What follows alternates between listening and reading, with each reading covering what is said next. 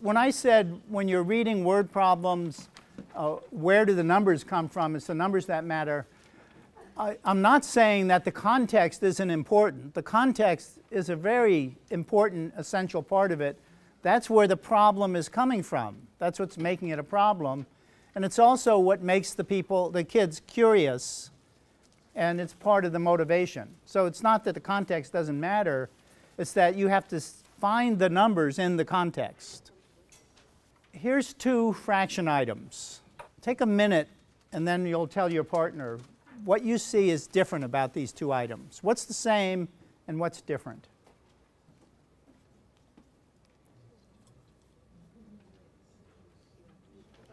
Okay, talk to the person next to you. 4/5 is only a bit of a distance away from 1, where the 5/4 is a whole.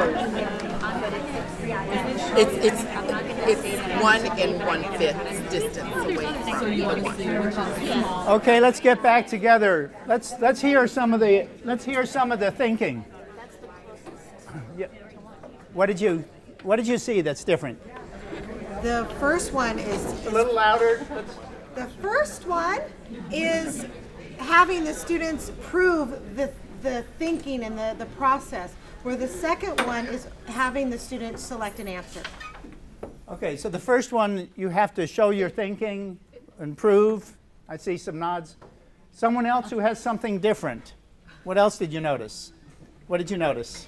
I was thinking number 2, if you took the multiple choice, the options would be much more open because it wouldn't tell you to use the number line, or it doesn't tell you which one is bigger, neither does it tell you how to look for the answer. So if you took away the choices, this would be a better question.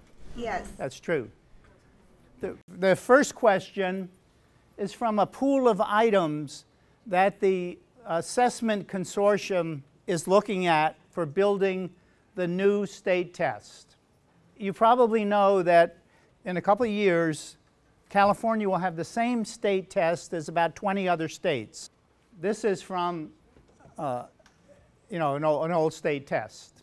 So one way of seeing the change in the Common Core standards is to look at the difference between these two items.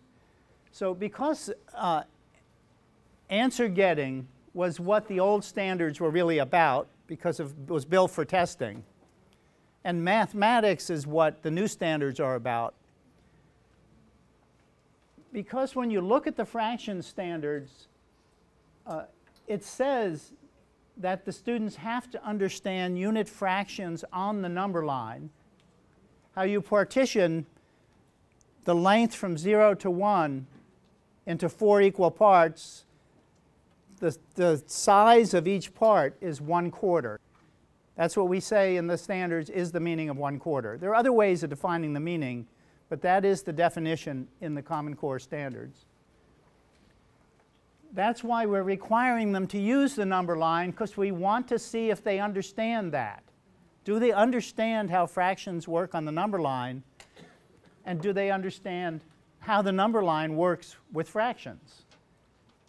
Because when you get to pre-algebra, when you get to 6th grade, 7th grade, you have to understand the graph, the coordinate system, and the coordinate system is made out of 2 number lines.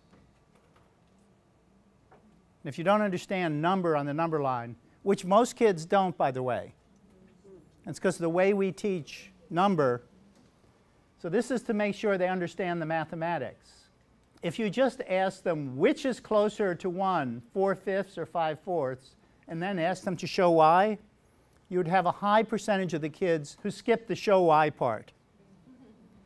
So what we found in the research is that you give them the answer, and then they know their job is to do the explanation. So that's a technique you can use in teaching as well. Sometimes you give them the answer. And one way to give them the answer is to say, Sally worked the problem this way and got this answer. Sally is correct.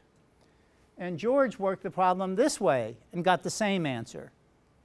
How come Sally and George got the same answer using 2 different methods? Explain why. explain how.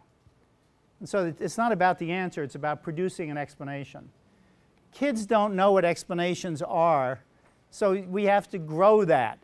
And teachers don't know what they are. We have to grow it. So you shouldn't expect snappy explanations when we start.